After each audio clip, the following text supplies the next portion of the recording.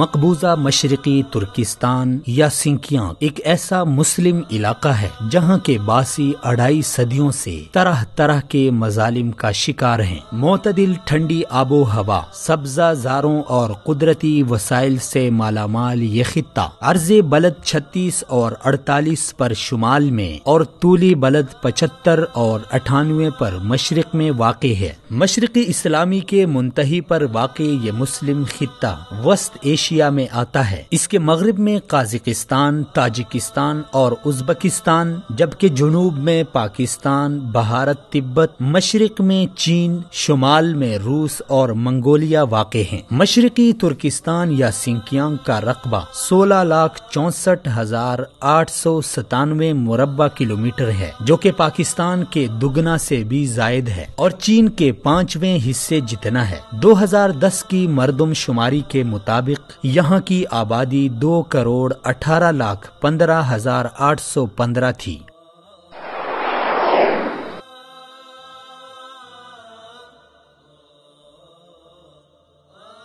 پہلی صدی ہجری کے اواخر میں مسلم سپہ سالار قتیبہ بن مسلم باہلی کے ذریعے یہاں اسلام کی روشن کرنیں پھوٹ پڑی، جس سے جل کے گٹھا ٹوپ اندھیرے چھٹے، یہاں تک کہ سن 323 ہجری میں یہاں کے 2 لاکھ خاندان اپنے سردار ستوق بغرا خان خاقان کے ہمراہ حلقہ بگوش اسلام ہوئے، جس سے ہر طرف اسلام کی روشنی پھیل گئی۔ اسلام کی آمد کے بعد یہاں کی مردم خیز سرزمین نے کئی رجال کار پیدا کیے۔ اسی وجہ سے یہاں کے تاریخی شہر کاشغر کو چھوٹا بخارا کہا جاتا ہے۔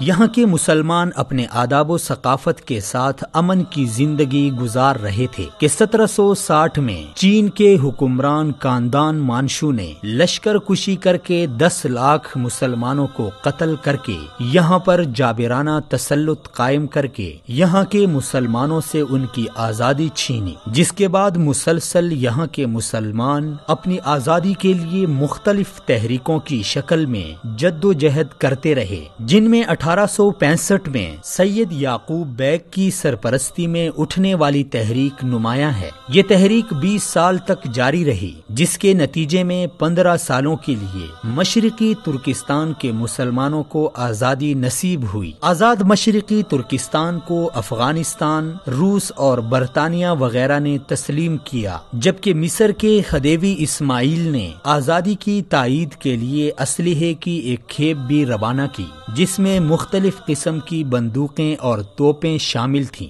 15 سالہ آزادی کے بعد پھر سے چین نے اس مسلم خطۂ زمین پر قبضہ کیا۔ اس کے بعد 1933 میں مسلمانوں نے اپنے لہو سے تاریخ رقم کر کے پھر سے غورستان میں آزادی کا اعلان کیا، لیکن یہ آزادی دیر پا نہ رہی۔ 1944 میں ایک دفعہ پھر مضبوط تحریک اٹھی، جس کو دبانے کے لیے چین نے روس سے بھی مدد حاصل کی، لیکن مسلمان اپنی آزادی کو قائم کرنے میں کامیاب رہے۔ 1949 میں چینی کمیونسٹ لیڈر ماؤ نے پھر مشرقی ترکستان پر قبضہ کیا اور اس کا نام سنکیانگ رکھا، جس کے بعد سے اب تک یہ خطہ چینی استبداد کے تسلط میں ہے اور یہاں کے مسلمانوں کا ہر طرح سے استحصال کیا جا رہا ہے۔ 1 اکتوبر 1955 میں مشرقی ترکستان کو داخلی خود مختاری حاصل ہوئی، لیکن بدقسمتی سے وہ برائے نام ہی ہے۔ چینی آئین کے مادہ نمبر 17 میں درج ہے کہ آزاد ریاستوں میں گورنر وہاں کے مقامی نسل میں سے ہوگا، تاہم ریاستی اداروں میں غیر مقامی افراد بھی ذمہ داریاں سنبھال سکتے ہیں۔ اسی مادے کے تحت داخلی خود مختاری نام نہاد ہے اور ریاستی اداروں پر چینی نسل کے لوگوں کا قبضہ ہے۔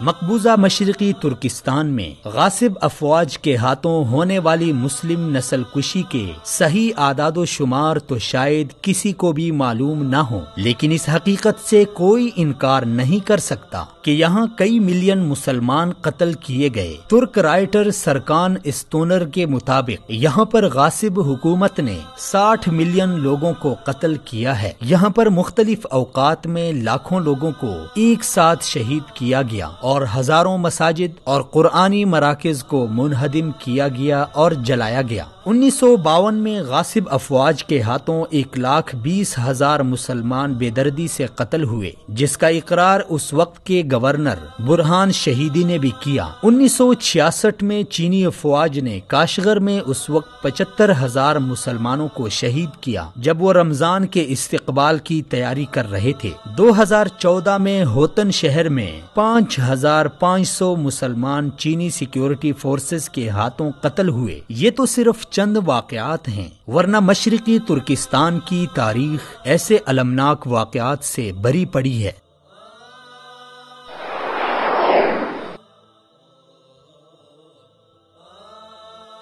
1949 سے لے کر 1979 تک چینی حکام نے 29,000 مساجد کو شہید کیا، جبکہ 54,000 علماء نے قید و بند کی صعوبتیں جھیلیں۔ دارالحکومت ارومچی میں 370 قرآنی مراکز کو غاصب افواج نے جلایا۔ 1997 سے لے کر 2014 تک چینی حکام نے 1200 مساجد جلائیں۔ مشرقی ترکستان پر چینی قبضے کے وقت وہاں 16,000 مساجد تھی، جو آج تقریباً 70 سال گزرنے کے باوجود 9,000 ہیں۔ ویسے تو چینی آئین کے مادہ نمبر 6 کے تحت تمام مذاہب کے ماننے والوں کو اپنے مذہب پر عمل کرنے کی آزادی ہے، لیکن یہ آزادی مسلمانوں کے حق میں نام نہاد ہی ہے۔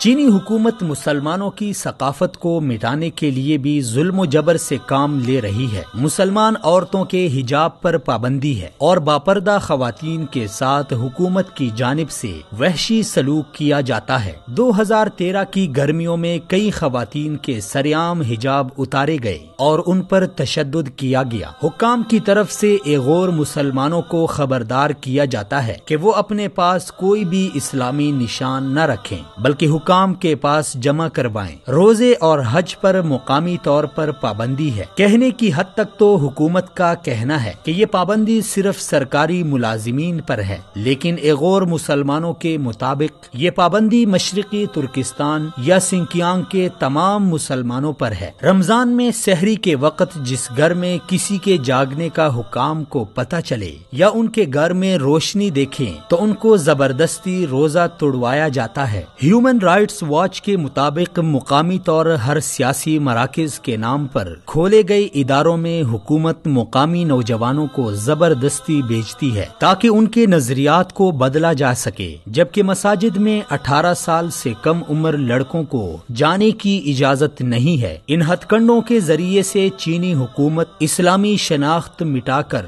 وہاں کی مسلم آبادی کو دہریہ بنانا چاہتی ہے۔